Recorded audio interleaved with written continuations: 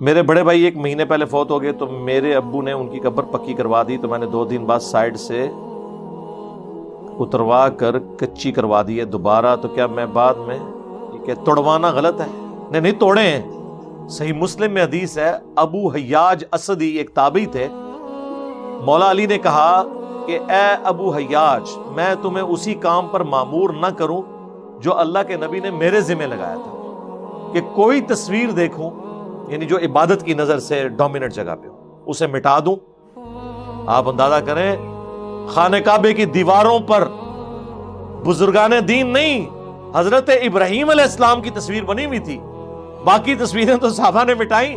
جب حضرت ابراہیم کی تصویر آئی تو ظاہر ہے ایک کلیجے کو ہاتھ پڑتا ہے، ابراہیم کوئی چھوٹے تو نہیں ہے۔ قرآن میں ہمیں تو حکم ہوا کہ نبی علیہ السلام تمہارے لیے اسوہ حسنہ ہے، اور رسول اللہ کو ان کے ساتھیوں کو کہا گیا کہ ابراہیم تمہارے لیے اسوہ حسنہ ہے۔ ہم تو دین ابراہیمی پہ ہیں، تو حضور نے اپنے مبارک ہاتھوں سے حضرت ابراہیم کی تصویر مٹائی۔ کوئی گستاخی نہیں ہوئی سر، ذہن میں رکھیے گا۔ تو ابو حیاج اسدی کو مولا علی کہتے ہیں اپنے دور خلافت میں کہ میں تجھے وہی ڈیوٹی نہ لگاؤں جو رسول اللہ نے میری لگائی تھی۔ نبی علیہ السلام نے بھی اس بندے کی ڈیوٹی لگائی جس نے لحاظ کوئی نہیں کسی کا کرنا تھا۔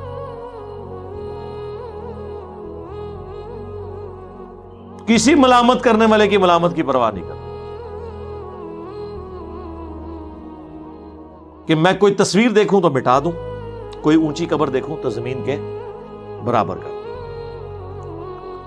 تو یہ تو سنت ہے، یہ تو آپ نے رسول اللہ اور مولا علی کی سنت پہ بیک وقت عمل کیا، کریں۔ پکی قبر کو توڑوائیں، کچی رکھیں، سائڈ سے تھوڑی سی پکی کر سکتے ہیں 1 بالش تک اونچی، تاکہ اس کی مٹی نہ بکھرے، یہ بالکل ٹھیک ہے۔ صحیح مسلم میں حدیث ہے، نبی علیہ السلام اپنی والدہ کی وفات کے 50 سال کے بعد ان کی قبر پہ گئے، روئے، صحابہ کرام بھی رونا شروع ہو گئے۔ فرمایا کہ میں تمہیں قبروں پہ جانے سے منع کرتا تھا، اب میں تمہیں حکم دیتا ہوں قبروں پہ جاؤ تاکہ آخرت کی یاد آئے۔ یہ مقصد ہے قبر پہ جانے کا، قبر کا نشان باقی رکھنا سنت ہے۔ ایون سنن ابی داؤد میں حدیث ہے، عثمان بن مظعون جب فوت ہوئے تو نبی علیہ السلام نے ان کے سرہانے ایک بڑا پتھر لگایا تھا اور کہا کہ میں اس کے ذریعے اپنے بھائی کی قبر کو پہچانوں گا۔ قبر کے آثار ہونے چاہیے، پکی نہ ہو۔ صحیح مسلم میں حدیث ہے، میں تمہیں منع کرتا ہوں قبروں کو پکا کرنے سے، قبروں پر عمارت بنانے سے، اور قبروں پر بیٹھنے سے، یعنی قبر پہ پاؤں رکھنا یا بیٹھنا اس کی توہین ہے۔ مجاور بن کے بیٹھنا بھی منع ہے، ڈائریکٹ بیٹھنا، حتیٰ کہ صحیح مسلم میں الفاظ ہیں کوئی شخص کسی قبر پہ بیٹھے اس سے بہتر ہے کہ وہ کوئلوں پر بیٹھے اور اس کے کپڑے اور پیٹھ کو وہ جلا دیں کوئلے، یہ کم عذاب ہے۔ اس سے بڑا عذاب اس شخص کو ہونے والا ہے جو شخص کسی مسلمان کی قبر پہ جا کے بیٹھتا ہے۔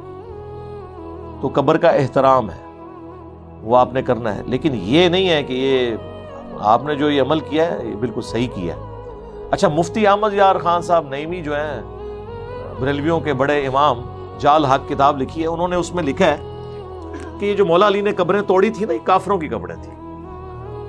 ظاہر ہے تواڈے بابیاں دے مزار تے ادوں ہے بھی نہیں سننا، نہیں تو وہ بھی بنوا دیتے۔ ایسے ظالم ہیں یہ لوگ، بات کا رخ ہی بدل دیتے ہیں۔ لیکن امام مسلم تو آپ کو پتا بڑے انٹیلیجنٹ آدمی تھے، انہوں نے اس کے ساتھ ہی ایک اور حدیث نقل کر دی ایک صحابی کے بارے میں کہ جب وہ رومن امپائر کے ساتھ بیٹل فیلڈ میں گئے ہوئے تھے تو ایک روڈس جگہ تھی، آج بھی روڈس موجود ہے، تو وہاں پر ان کا ایک ساتھی فوت ہو گیا، ایٹ لیسٹ وہ صحابی اور تابعی تو ہوگا نا۔ تو وہ صحابی کہنے لگے کہ اس کی قبر بناؤ اور اس کے بعد سے زمین کے برابر کر دو۔ ہمیں نبی صلی اللہ علیہ وآلہ وسلم اسی بات کا حکم دیا کرتے تھے، یعنی سب سے افضل یہ ہے کہ زمین کے برابر ہو۔ اجازت ہے 1 بالش، جو صحیح بخاری میں ہے۔ ایک تابعی کہتے ہیں کہ میں نے حضرت ابوبکر، حضرت عمر اور نبی علیہ السلام کی قبریں دیکھی ہیں، وہ 1 بالش سے زیادہ اونچی نہیں تھی اور ان پہ چھوٹے چھوٹے کنکر رکھے ہوئے تھے تاکہ مٹی پھیل نہ جائے، اونٹ کی کوہان کی طرح۔ تو امام مسلم نے ان کی کمر ہی توڑ دی۔ اب مجھے بتائیں وہ صحابی کے ساتھ جو جہاد کرنے گیا وہ کافر تھا؟ اسی لیے یہ حدیثیں جب مشکات میں آتی ہیں نا، تو مشکات کی نا شرح لکھی ہے مفتی احمد یار خان نعیمی صاحب نے نا، تو انہوں نے وہ حدیثیں شروع ہونے سے پہلے صفوں کے صفحے کالے کیے ہیں کہ اب یہ پورا مسلک ہمارا ختم ہونے لگا ان حدیثوں سے، تو آپ پہلے اس کو پڑھ لیں۔ یعنی جو کچھ اس کے اندر لکھا تھا اس کے اپوزٹ انہوں نے لکھنے کی کوشش کی ہے، یہی دھوکے دینے کے۔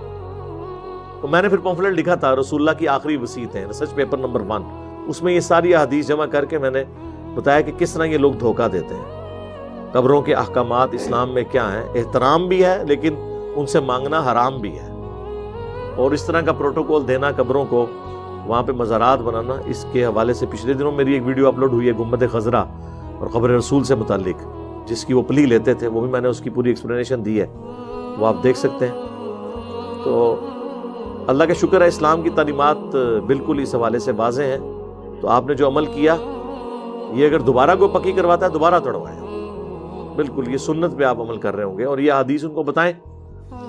حدیث تو بریلوی دیوبندی اہل حدیث نہیں ہے نا، وہ تو سب کے مشترکہ امام ہے۔